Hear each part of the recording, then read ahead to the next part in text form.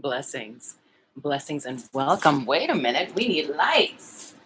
We need our lights.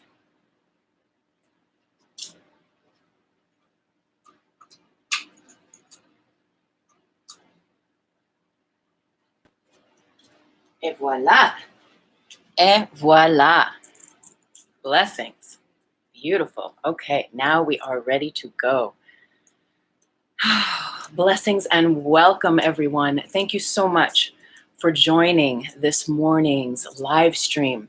I am Tuesday May Thomas, and this is 4D Trinity, my weekly live stream where we bridge fourth dimensional consciousness through the unity of mind, body, and emotions with spirit. It is in aligning these aspects of our multidimensional self that we are given a right of way to connect with Source, to connect with God, with love, whatever name you would give that which is really undefinable and indivisible, that aspect that is love and only love.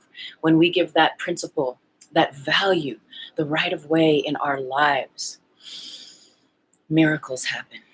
The most divine, the most high is allowed to manifest for us, for all that are surrounding us, for all situations, for all people and places that are connected to us. So thank you so very much, everyone, for joining. And thank you, everyone, for hopping on last week in last week's 4D Trinity. It's so good to be back. And a few announcements before we begin. As you may be aware, I am creating a film called Grid Mind Science that is rooted in many, many teachings that I've been with for a very long time. And all of those teachings have a baseline that stem from the teachings rooted in understanding the grid matrix of collective consciousness. I'm so very excited, and I thank you everyone for following at Grid Mind Science on Instagram. And just so you know, Grid Mind Science is now on Facebook and also at Twitter. So please do follow, and I'm so very grateful for that. I'm very excited also to be bringing Grid Mind Science to the Conscious Life Expo in 2020 in Los Angeles. And it's very, very exciting to me. It is something that I have been looking forward to and thinking about for 20 years, honestly. And I'm very grateful to be venturing into this next part of the I am that I am. If you resonate with what I share here, all of the links are down below in the description box at YouTube or at my bio page. You can access my website from my personal page, Tuesday May Thomas, at Instagram, and sign up for my monthly love letter. That's my monthly newsletter where we can share and stay in touch. And you also receive a copy of my mini ebook, The Higher Self, Blueprint of Mastery, when you subscribe. And I'm still sending out last month's love letter. So I know there's a few new subscribers at my website, and I'm so very grateful. Thank you so much. And I will be sending out this month's love letter to you. I send it out at the end of every month. And thank you all of the new followers at all of the platforms, Grid Mind Science, and at my website, Tuesday May Thomas, and of course at my personal page, Instagram, which is where I am most active. So thank you everyone for hopping on. I'm so very grateful. Now, we had a very powerful 4D Trinity last week where we talked about, our theme was portals, and understanding that we are the portal and that everything that we give our attention to creates portals of interconnection in this universe to us and through us and to all that we speak, to all that we co-create. And it's important to understand this as we sit into our principal topic this morning, which is impeccability and karma. And we think about impeccability and what that means. Oh, interesting. I think I'm just going to go ahead and thank you. We'll check that message later. And so impeccability, what is this? This is us being our higher self. This is us being and embodying the part of us that is ever wise, that is ever connected to Source, to love, to God. And you know here at this show that what I share is perhaps a new idea, but that is God is a verb. God is a verb. It is a feeling realization. It is a feeling that we share together. There is no dogma here at this channel. I personally was not brought up with any religious background. And my first coming into acquaintance with the word God really came with my studies of A Course in Miracles and understanding this definition that God really is love, and that it is love without fear, love without judgment, and love without an opposite. And that really, really helped me to come into bridging myself, my ideas, my intention, my intuition with that power of love.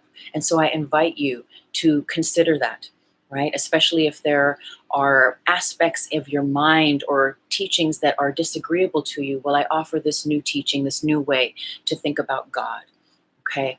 So impeccability, when we are rooted in the grace of that love, and as we heal our lives and we become more attuned and awakened to the subtleties of what we extend being brought back to us, we become acutely aware of what it is we are placing out as a thought, as an action, as a deed in this world, because we begin to understand that that which we put out comes back to us multiplied.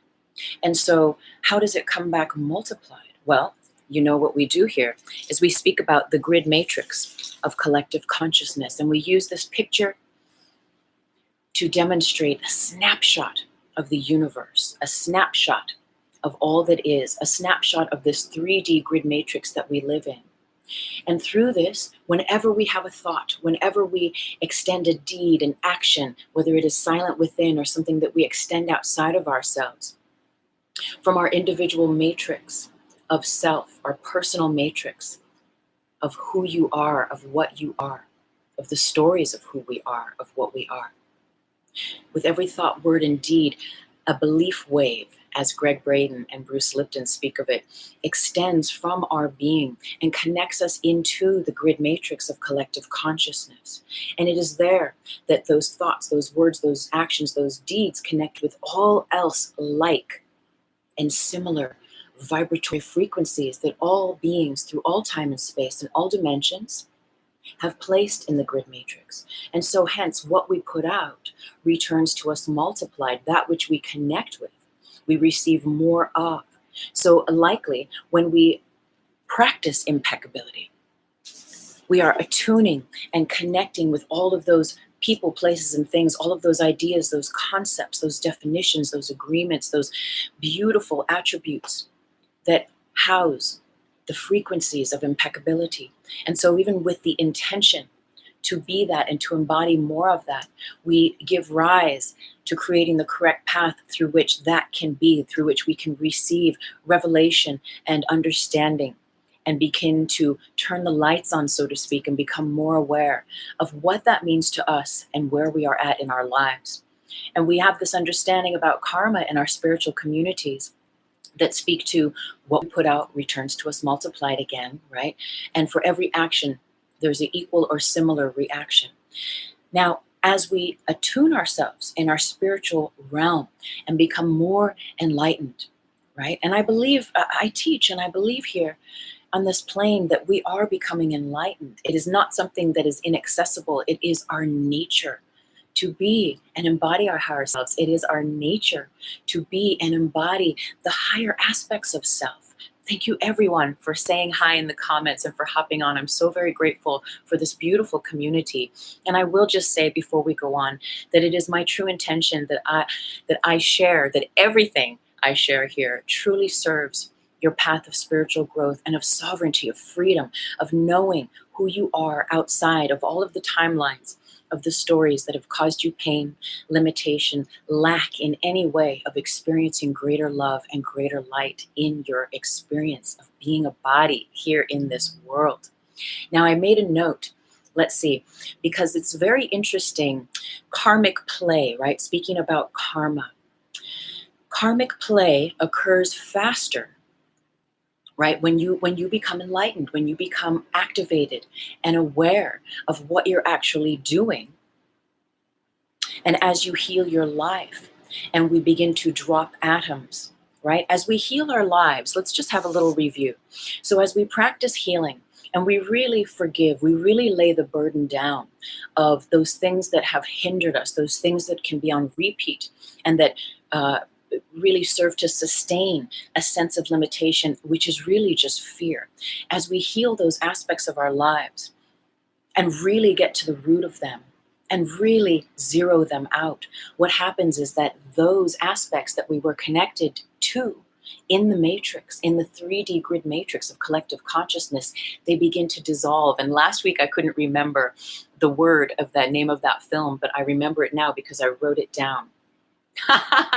Please, I know I wrote it down somewhere here on the notes. Inception.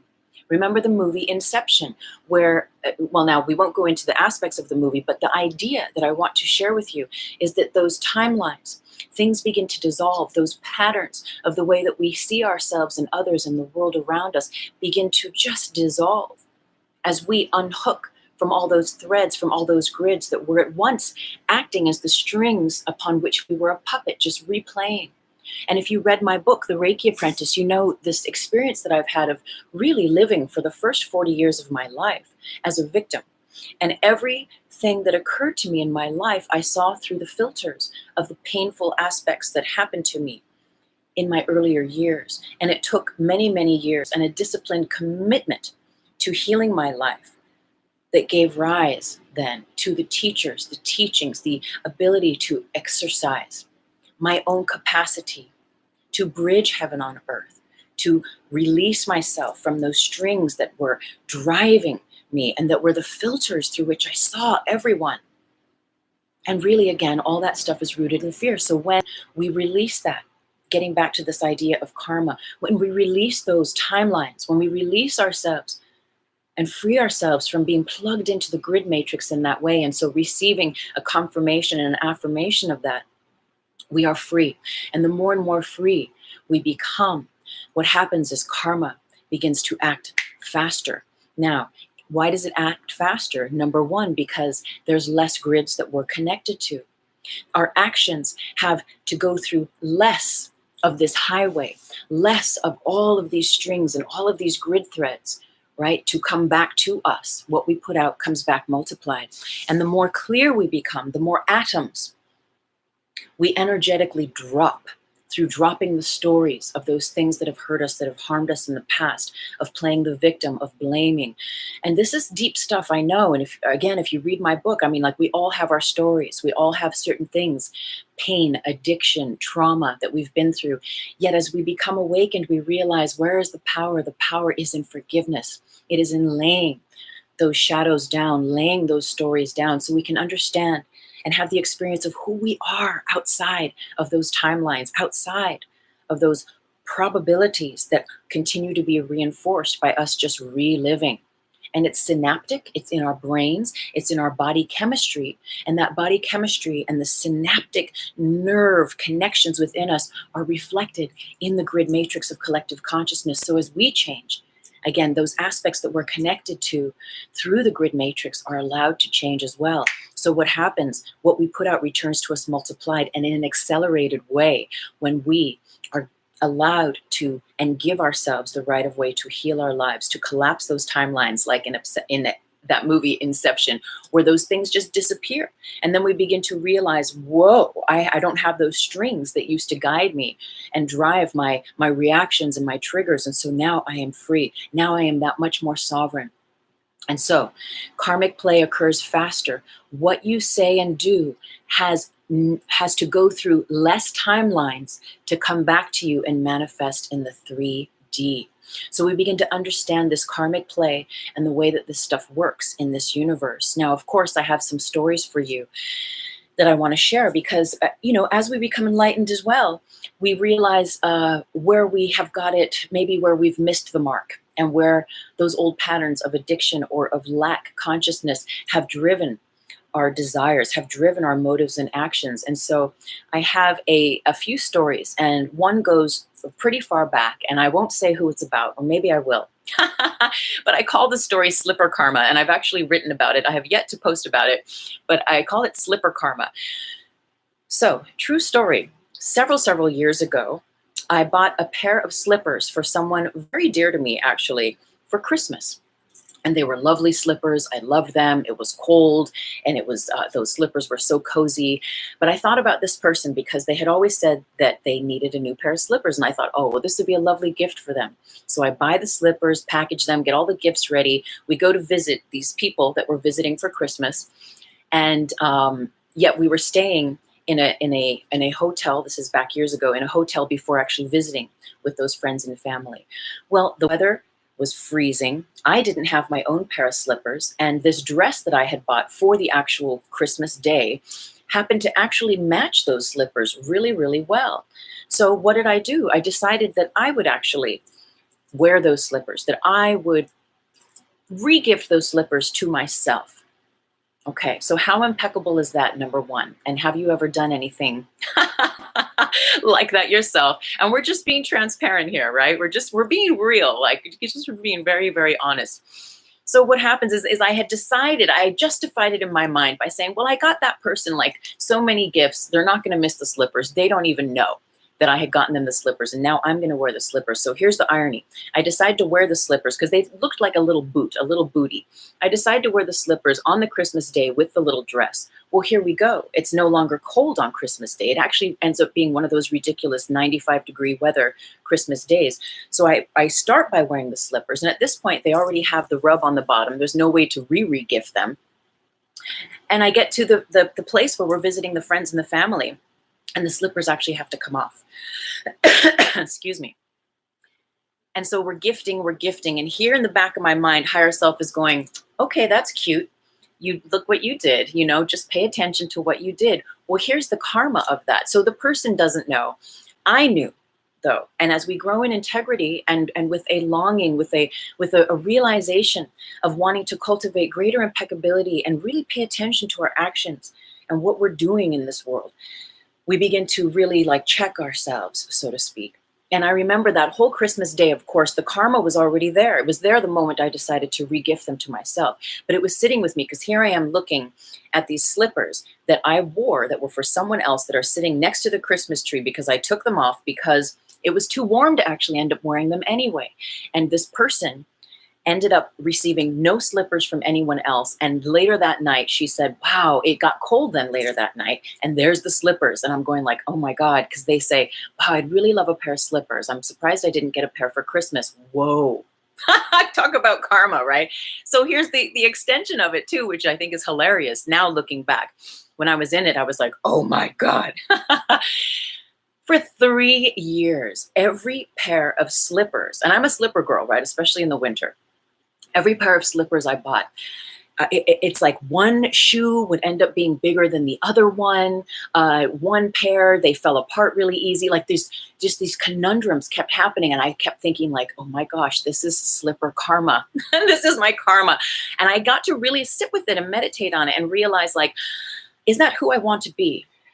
As I come into a greater sense of wanting to practice being my higher self and practice extending in impeccability, is that who I want to be? Do I want to keep allowing myself to just let these little things slip and practice living in this way? And the answer was no. And 3 years, about that much time went by until I remember finally, a couple years back, whenever it was, I tried on a pair of slippers and it was like the Cinderella moment where I was like, they both fit. They were like the perfect price. They were totally cute and this whole thing. And I was like, oh, when I got the download and universe was like, okay, you've completed that karma. You get it. Now you can, now here's your proper pair of slippers, which I love and which now I've had for several years and they only come out in the winter. So that's just an idea. Where have you done something like that yourself? And maybe you're perfect and you've never done anything like that. But this is where we get to be honest with ourselves. So another impeccability little story is I am a yoga teacher part-time. And at one of the places I work, the boss had hired me to do some private yoga sessions for the actual employees of that venue. And she's like, please get there on time. You got to get there on time. It's really important because they're going to really have these high expectations. And I was like, got it. I'm on it. Yet at the same time, in this venue, from time to time, the actual yoga mats that we practice with, they have yoga mats there, but they go missing. and they go missing. And this is a huge facility. And so we get the security guys out looking, radioing, where's the yoga mats? And I'm looking in closets. So I get there on time for this important yoga event that I'm facilitating, with honor through this place that I work, and loving my boss and wanting to, just be the best version of myself I can be.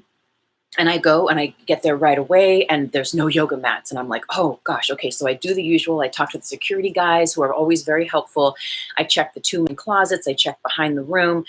And then I let it go, because I say, okay, well, the security guys are on it. And they've actually been on it to the degree in this last year that I've gotten to really relax into just allowing those yoga mats to be there and to come to me. They're really good to me, and they always take care of me. Yet this was a different event, but I wasn't aware of it. And I thought just by saying to the guys and doing my little look around that was enough. And maybe perhaps it would have been at another time and space. And so here I am sitting there on my yoga mat, and all the employees are coming in and they're getting ready, and they're like, where's the mats? And I'm like, yes, we've put the word out. We can't find them, da da da da da. But meanwhile, I'm sitting there. Eventually, 10 minutes later, someone finds the yoga mats, they come, but we have to start late, which means the yoga class has to be cut short because these people have meetings and all this stuff. So I do my best, et cetera, et cetera. I come back, I meditate, and I realize, wow, I could have done more. I could have brought more of myself into this situation. Who do I really want to be? And what I mean is that while I did put the word out and I looked in the closets and the usual little places where they might hide, I know from working there for 2 years now that there are even other places that those yoga mats can hide. Yet I did not go that extra mile to practice supreme impeccability and say to the staff that are waiting for the yoga mats, I didn't say, you know what, give me one moment. I'm going to actually chime in and go have a look for these yoga mats as well. And at least act, and not really act out of a falseness, but to extend and to say, like, hey, we're in this together. I am the yoga teacher holding space and facilitating this. I'm going to join in with the security guys and look around. I'll be back in 5. I didn't do that. I sat on the mat and I waited for those mats to come to me. So I realized this, and I realized, whoa, there's even those little things like that where I could be more. And the next level of that impeccability practice is I actually went to my boss then a week or 2 later, and I pulled her aside and I told her the story. And I said, I really appreciate and love this job so much. And I'm so very grateful, yet I don't believe I was bringing my full self. And I told her the story, and I says, I just want you to know that I am aware, and I know especially, it's always important, but especially because the staff of that specific venue were there, right? And to show them that we got you, we're in this together, yet I didn't bring it, right? But now I know that that's not who I want to be. I want to bring it to the best ability, even more than I can. So again, where in your life are these little practices, are these little invitations for you to be more, to bring more, to step up your impeccability practice, right? It's very important that we pay attention to our actions, our thoughts, and our deeds. Why? We can say because of karma, we don't want to have bad karma, but really we get to a point where it's not about that. It's about you knowing that a practice of impeccability is actually what sets you free.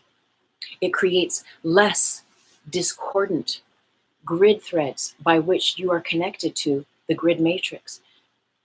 And so that is piped back into you in the sense of that it's okay to keep working in that way, that it's okay to keep acting blind. And it's fine, right? If we don't know and if we're unaware, that's one thing. Yet as we cultivate, again, the enlightenments and we begin to pay attention and become greater aware,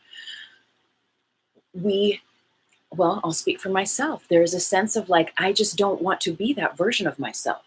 And it's not out of fear that karma's going to get me. It's who do I want to be? I want to be my higher self. I intend to be that and to bridge that in this world and create heaven on earth in this earth plane, to metaphysically transform this world into the earth, this world into heaven on earth, this 3D world plane into the earth plane, into 4D, fourth dimensional consciousness, heaven on earth realization, the Christ consciousness, the oneness, the realizing of unity consciousness. And that's where I want to be. But if I turn a blind eye and keep allowing myself to just not look at my own actions, well then that's going to be sustained, reflected through the grid, and it's going to be okay for me to keep doing that. Another story. I was in New York recently and visiting so many dear, dear friends. And one dear friend, we had met for the day, and I'm running with her to her bus. She had bussed into the city from Philadelphia, and I'm running with her to catch her bus at 6:30 at night to get back to Philly. And it starts pouring rain, and we get soaked, and it's this adventure, and we're running to get back to her bus, and we're drenched. And we get to her bus in time. We're hugging. I'm seeing her off, and she's like, "Look," she gives me $20, and she's like, "I don't want you to be walking back in this rain." It was several blocks back to where I was staying. She's like, "Here's $20. Just hop in a cab." And I was like, "Oh, sister, thank you so much." I didn't have any cash on me, or I don't know what the story was, but she did that. She didn't have to do that, but she did that. So she gives me the $20. I wave her off, and I'm going back to where I'm staying, and I'm looking for a cab, and I'm trying to, get one. It's raining, and there's no cab. And then the rain begins to stop, actually, and I'm looking for a cab. I'm still looking for a cab, but no cab. The rain stops. I end up walking home. No cab, no rain at the end of it. I still have the $20. She texts me and she says, "How was the cab ride home?" And I texted her back. Now, you could lie. I could have lied, right? But of course, we're not going to do that. I'm not going to do that. And I say, actually, there was no cabs and the rain let up. So I'm home safe and sound. And thank you for your support and all of that, right?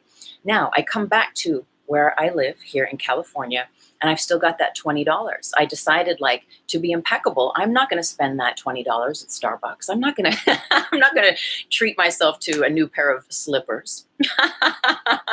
Right? I'm going to hold on to it. And so it was up on the fridge forever and ever, and interesting because in a bubble of light, in a 3D way, right? I had, quote, blown all my cash and was waiting for the reservoirs to be filled up. You go on vacay, you have a savings, you get fancy, you're spending, and it's fun, and so I could have really used that $20 to buy some coffee, to buy some, whatever it is, my supplies, my provisions that I needed. Yet I kept it on the fridge, and I made a conscious, impeccable choice to send her that $20 back in the mail. Now, she's a long friend. I've known her for almost 25 years. She wouldn't have minded. She probably didn't even think twice about if she was ever going to see that $20 again, because she gave it unconditionally. Yet I was aware. I was aware, right, that I actually didn't end up using it, and that it really belongs to her, even though she gave it to me in that beautiful gesture. And so what did I do? I wrote her a card saying, it was great to see you, put that $20 in there, and said, "Thank you so very much," but I sent it back to her. These are the kinds of things, right? These are the kind of little opportunities where we get to practice greater impeccability. We get to practice, who do we want to be? How do we want to show up in our lives, right? What version of ourselves do we want to be? Do we want to bridge? Now, there's one more story. While I was in New York, I'll just share another little anecdote, is that I do caregiving for my grandmother, who's 93 years old. And here in California, there is a means by which family members can do caregiving and get paid for a certain amount of hours a week, which is lovely, so that if you want to have family taking care of your own elder in your family, where it's family to family rather than a stranger doing caregiving. And so I facilitate that with my grandmother. And but she has to sign the time card every couple weeks and agree that I've worked this many hours. And I had gotten the time card, and now I could have filled in that I was there the whole time in New York working for those usual hours, right? Did I? No, I didn't, because I understand the law of impeccability, and I understand that the impeccable grids, the impeccable light within the grids of impeccability is where I choose to be, is who I choose to be. Okay, so I only marked the hours that pertained to when I was actually here in California facilitating with her. She wouldn't have known, though. She signed it, and she asked me, she goes, "Are you going to ask for the hours that you weren't here?" And I says, "No, Grandma, I wasn't working for you, so that would be a lie. That would not be true." And she says, "Okay," and she signed the thing, and she gave me the paper, and there was a couple days before I put it in the mail. Now, I could have, right, after I left Grandma's, I could have put those extra hours in, but I didn't. And this is what we're talking about. This is impeccability in action. This is where we zero out karmic law. And this is where we enter the domain of the 0 point, being the tiny space in the heart, being that, again, that Christ consciousness, that awareness that has a deep-rooted understanding of love and a deep-rooted understanding that all is provided for in its perfect time and space, and there's no need to grasp, there's no need to hold on, that everything will be given in its right time and space. And really leaning into that and trusting that, right? So with all those stories, right, the ones especially where I practiced impeccability, there were no grids of polarized aspects that connected from me to the grid and then back to me to reinforce those kinds of experiences. So what happened is I was practicing through impeccability, I was practicing sovereignty. And when we put into the grid sovereignty, when we put into the grid impeccability, when we practice our light body self, being our higher self, we plug into the light aspects within the grid matrix of third dimensional collective consciousness holds the light and the dark. It holds the binary system of right and wrong, of love and fear. Yet when we use the language, we use the practices of being in a body on this plane with impeccability, we use and we tap into the love that's in here to go beyond the grid, to be in a body, yet to be in the world, but not of it. If I would have continued practicing the unimpeccability aspects of my lower nature, well, I would have just stayed in the matrix and just kept those grids, those energies running. But choosing differently allowed me to plug in to that 4D, to that unity consciousness, to that trust, to that mystic gift of trust residing in all of our hearts, where the divine, the spontaneous, the miracles can happen. And so I entered the domain within the self of the heaven on earth, which gave rise to me being connected to the 0 point, the tiny space in the heart where there is love and only love. And that is what we begin to bridge more and more as we continue to affirm this right action, as we begin to affirm greater and greater aspects of this right action within ourselves and how we share that with others. And so thinking about that, what are the aspects in your life? Where have you said things you wish you wouldn't have said? Where have you not been your higher self? Where do you know you could have shown up and been a different version of yourself? Pardon me 1 second.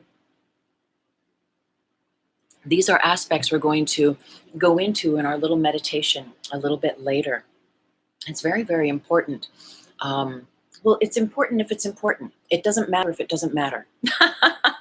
Right? If it doesn't matter to you as something that's important, then that's fine. There's no judgment, right? Yet as we awaken and we understand the power of integrity, the power of being and embodying your truth through your word, well, it's a whole different experience of being alive.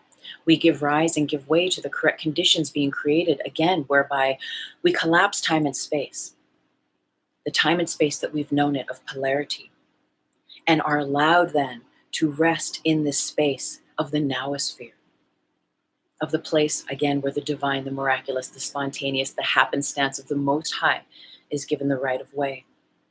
Now, it's interesting, on a side note, my mother is a practicing Buddhist.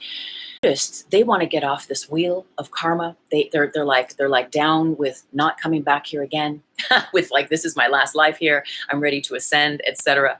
And so there is this consistent anchoring in this practice of being mindful of your thought, your word, and your deed, so that you don't continue creating those karmas which keep you bound, and in my words, to the grid matrix, which keep you bound to having those same experiences, to maintaining those same triggers, those same annoyances, and really not getting to the root of what's going on here, of what is it about, right? And is it about lack? Is it about fear? Is it about that things feel justified? There's this funny explanation as well, or this metaphor that higher self was giving me. And just to offer with you this idea that, you know, if you steal staplers or whatever it is from your workplace and you feel justified because your boss is really mean to you or something, you know, what is that? And where is that coming from? And maybe you don't like your boss, and maybe they could be kinder. Yet at the same time, that is the stealing stapler consciousness. that is going to open the way and give rise to you thinking rather than feeling in the heart, but you thinking in the 3D matrix that it's okay to do that because you feel justified. Well, they're mean to me, so I'm going to take it out on them, and I'm going to steal this stapler from the supply room. No one's going to see. And these are just funny little metaphors, but this is the stuff that we act and activate through and on in an unconscious level. And all of these teachings that we share here at 4D Trinity and that the Grid Mind Science teachings share are about getting turned on, getting tuned in to love, And like, I remember being in a conundrum not too long ago, and I prayed and I said, well, what do I do? And the voice for God said, well, just ask when you get in a conundrum and there is a question of what to do, ask, what would higher self do? And if you're into Jesus, what would Jesus do? There's your impeccability right there. The higher self always has our divine highest motivation, our divine highest guidance in how to continue leading us through the pathway of impeccability. And it's us getting out of the way and allowing ourselves to re-synaptically connect, to reaffirm that which we are. We are that white light. We are that love and only love. We are that God, that source, that love that is undivisible. Yet as long as the stories and the karmas and the matrix is at play in our consciousness and through the thinking mind, right, until we drop into the heart, into the feeling mind, into the love and only love mind in the heart, then we are unaware. Yet as we grow in our healing and through our meditations and our spiritual reading our scriptures or whatever it is, our communities, our practices, we become acutely aware of like, oh, what do I want to be? Which version of myself do I want to be in this world? And as we become attuned to those aspects and these versions of ourselves, we become aware of, what is really important to us. So I want to look back, and it's funny because there's a friend that I have, a Reiki student actually, who I saw her on Instagram. She had this really cool pair of shades, and they're the exact kind of shades that I've been looking for, like for 2 years now. And I was like, whoa, these are amazing. I love these shades. And she's like, well, hold on, maybe I have a second pair I'll send you. And I was like, no way. And she's like, yeah, let me just see. It ended up she didn't have a second pair, but she purchased a pair for me, and they're either in the mail on the way to me. And I was like, oh my gosh, thank you. That is so, so sweet. And that was just yesterday. And then this morning, just scrolling through Insta, I see on her feed that someone had gifted her this beautiful handmade item. And I just hashtagged it like, blessings circulate. And that, her just extending to me so graciously as she's guided, allowed that space through the grid for her to continue receiving and be replenished.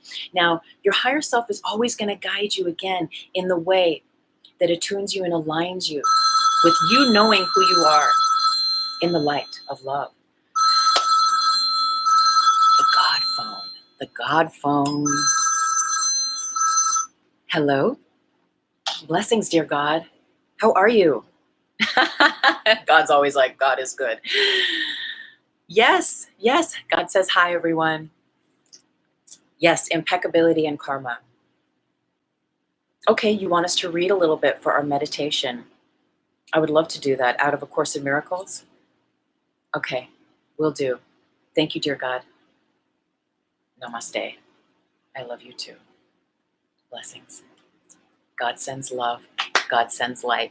And this week, God is requesting that we read a little bit out of A Course in Miracles as a means to guide us through this right path in evoking the correct energies around us that is going to serve the little meditation we're going to do here at the end of our practice. The piece that we are guided to read today, this is A Course in Miracles, and depending on what version you have, I know for me, there's a version called the Song of Prayer, there's different aspects, there's different books within the book, and there's a book called the Song of Prayer that my book, this publication, does not have, but that it is an immediate part of the practices, and as such, because I have an older version, you can find these little pamphlet versions that help to supplement. So what we're going to read is a paragraph on forgiveness. When we forgive, impeccability becomes easier. We'll just start with saying that. Forgiveness offers wings to prayer, to make its rising easy and its progress swift.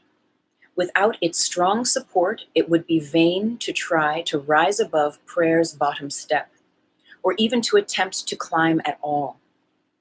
Forgiveness is prayer's ally, sister in the plan for your salvation.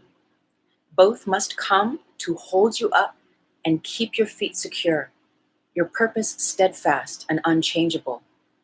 Behold the greatest help that God, again, love, ordained to be with you until you reach God, love.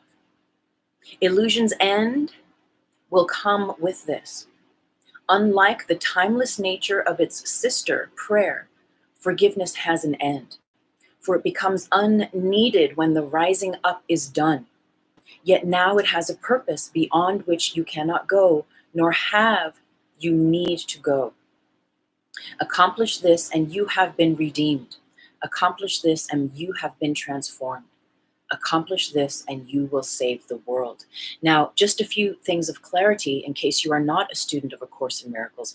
When it speaks to saving the world, what that actually pertains to is us saving ourselves through dropping judgment, through dropping pain, through healing our lives. Again, what does that do metaphysically is that releases us from that interconnection of play through the grid matrix of thinking that the pain and the sorrow and the regret and the I need to get revenge and whatever all with the stapler, whatever all this stuff is, those begin to drop, right? And so what happens is you save yourself. You remember that love is the truth. You remember that God is the truth, if you will, that part of the universe that is united as the one love, as the unity conscious, is actually your truth, if you would have it.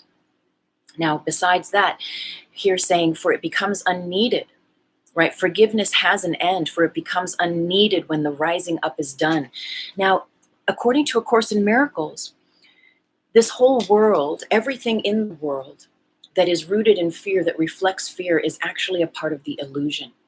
It is not real. And only that which is rooted in love, which reflects love, is real. That's what A Course in Miracles offers.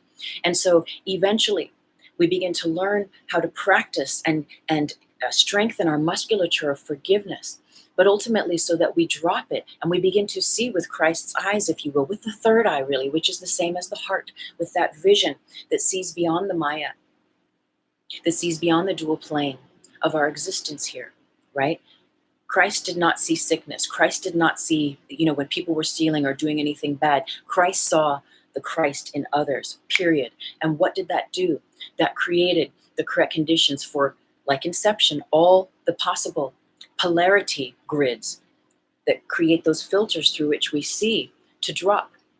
And so in turn, because Christ was able to see others in their Christ self, to the extent that those beings could see themselves in that light, like Inception, all those grids of pain, of the sickness, of the everything that required healing and for the highest good would dissolve in that light.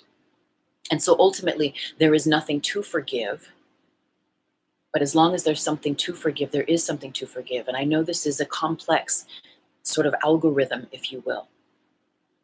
Because if we see with the eyes of Christ, if we see with the eyes of the third eye and the heart lit, we see through the veils of conflict. We see through the veils of the violence and of the fear and of the war and all of these discordant values that the world and the media and the television and whatnot would tell us are true. Even the stories that we're told by our family, by our society, we begin to learn that these aspects do not have to be our truth. And instead of having a polarized aspect with them whereby we have to forgive, we realize that it is not true. Those aspects are not in truth. And so there is actually nothing to forgive. And that's pretty deep, I know, and perhaps we'll do a whole show just on that. But for today, right, while there's polarity, while there's things to work out, then absolutely, we use forgiveness as a tool. We use it as an aspect, as a strengthening of our ability to come closer contact with the truth that is unified.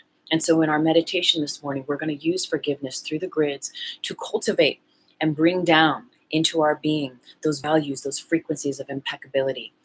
Now, one more word before we get into our meditation, I'll just check the time, is that with that Christ vision aspect, see no evil, hear no evil, speak no evil. As long as we're stealing, as long as we're lying, and really as long as we're judging, right? We're plugging into the polarized 3D matrix. We're in the matrix as long as that's happening. And that has to happen by us seeing something that we're judging, seeing that it's wrong, that it's not right, by us thinking that something's wrong, that something's not right, and by us speaking, thinking, and seeing, right? So when we do these aspects and they come through the polarized perception of the physical eyes, which is different from the third eye and the heart eye, right? This is the dual plane. This is how we see in the matrix. Yet when we awaken the Christ center, the third eye, the love and the light within us, we begin to see through the veils, through that third eye vision. Thine eye, be single, right? We see the one. We see the one. And so we no longer have to judge. We no longer have to think, wow, that politician is such a blah, blah, blah. And that, this thing over here is so ugly, or this situation, ooh, I don't like that. That just so annoys me every time that happens, whatever. All that stuff is, we begin to drop all that because we realize that every time we have those triggers, those responses, we're just plugging ourselves even deeper into the matrix.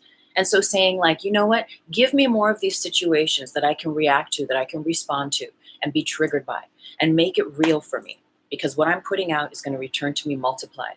Yet the more we become acutely aware of this truth in its practice, when we just awaken to it, we become awakened ourselves to what I speak. Let me speak with the language of love, the language of light. Let me think in the terms of love and light. And let me see, not only through these eyes, but let me adjoin them with the third eye and see through the veils of what the world is telling me is wrong, what I should be afraid of, what I should hate, right? And we begin to drop that. And we gain levity. We are no longer held by the gravity of the world through the grid matrix.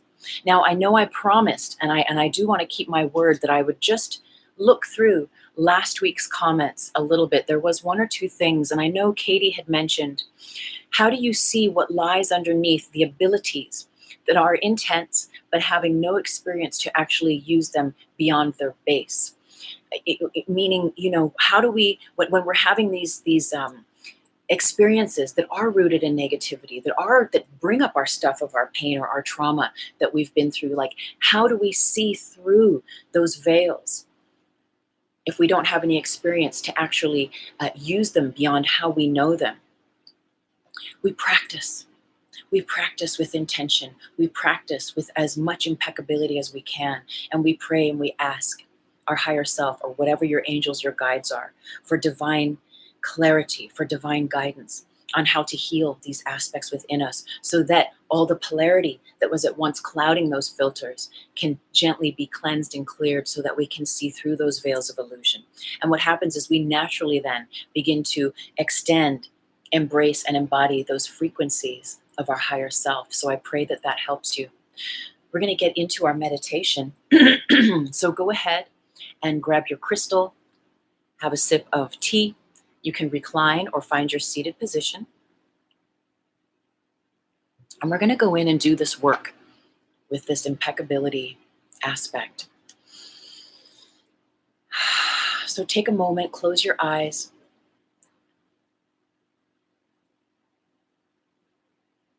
And we're going to take 3 breaths. 1 for body. Take a deep inhale through your nose. A deep exhale through your mouth. 1 for mind.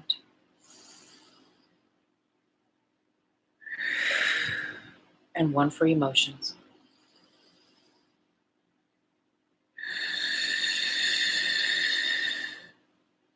Stabilizing this multidimensional aspect of self that we are, we consciously connect with higher self. And however that looks or feels for you, feel yourself connecting with higher self. And connected with higher self, we enter the rose quartz crystalline cave together to do this work. Imagine yourself with higher self, however you see that, in a rose quartz crystalline cave. And imagine you're walking, and in this rose quartz crystalline cave, you see an elevator. The doors open. You step into the elevator with your higher self, and the doors close. And you go down. The elevator takes you down, down, down, down, down. And the doors open. And they open to a beautiful place in nature. Just take a moment, take a breath, look around. Where are you? What do you see? You notice a large rock with an envelope sitting on top of it. Walk towards the rock and reach for the envelope. And find a comfortable place here where it feels powerful for you to take a seat. And feel your higher self is right next door to you, holding space for you, connected to you.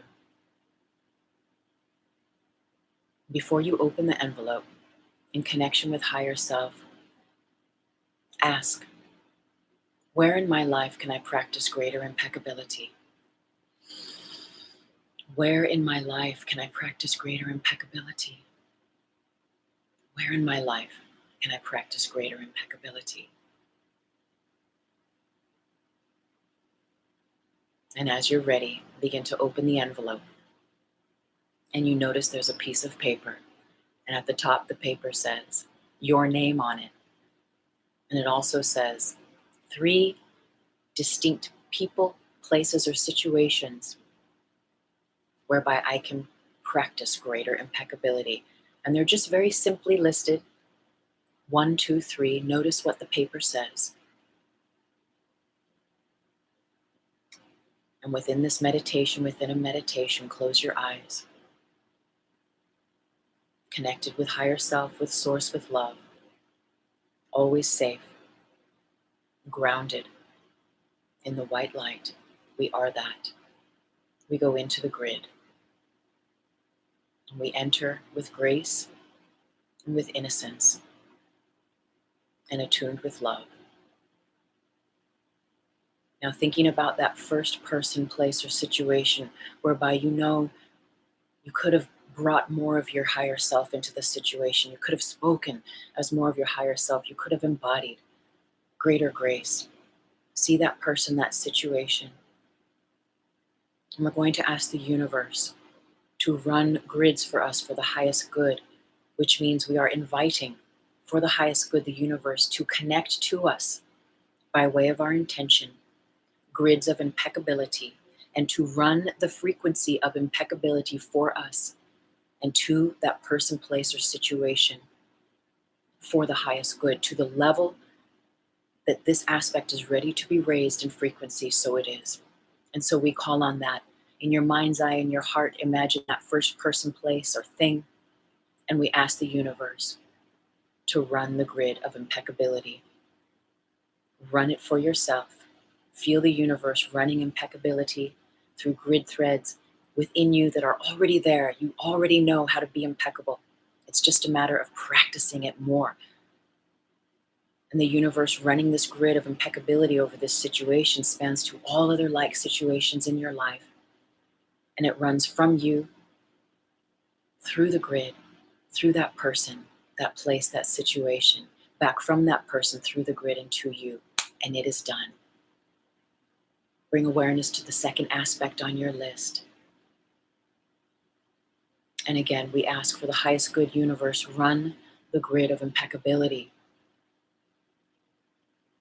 Imagine the universe running this grid of impeccability for you, connecting you to that grid of impeccability with relation to this situation, and connected then for the highest good to that person, those people, those places that are connected to this. Imagine that love, that impeccable frequency running from you through the grid to that person, that thing, from them through the grid to you, and it is done. And bring awareness now to that third aspect on your list.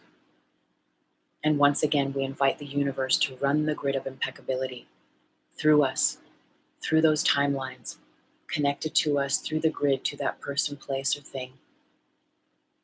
And we imagine that energy being run from them through the grid back to us, and activating that impeccable frequency through our DNA, welcoming it in as a new strengthened musculature. And it is done. Take a moment in this meditation, within a meditation, gently open your eyes. Notice your higher self sitting there. Place the piece of paper back in the envelope and leave it back on the rock. And begin to walk back towards the elevator. You enter the elevator. The doors close and you begin to come up, up, up, up, up, up, up, up, up. The doors open and you see you are back in the rose quartz crystalline cave. We'll take a moment here in this cave and perform our 3 breaths. Take a deep breath in, 1 for mind. Out through the mouth. 1 for body. And 1 for emotions.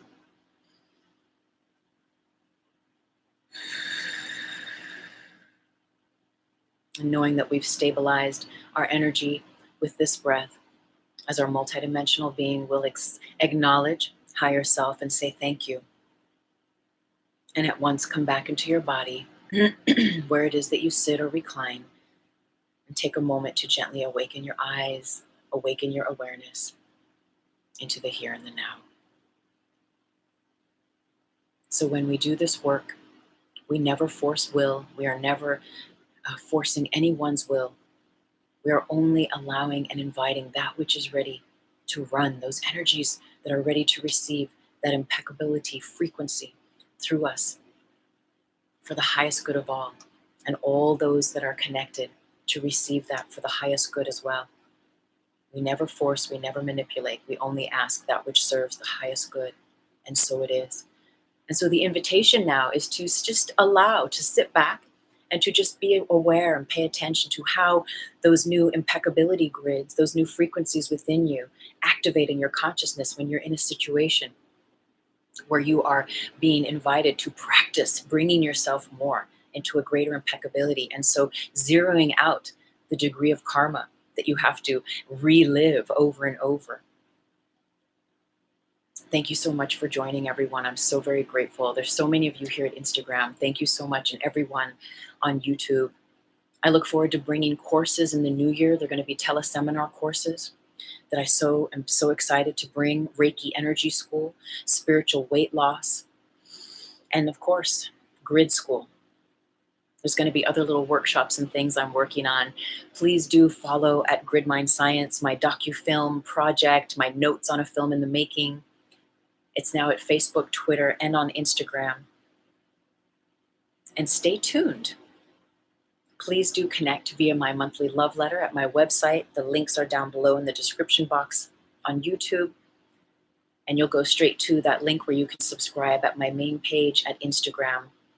And sign up. I send out a monthly love letter. And I'm sending out free chapters from the new book I'm working on called Holy Grail Hologram.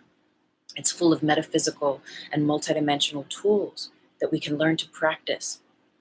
So whereby we can activate the light body and attain greater levels of ascension. And why?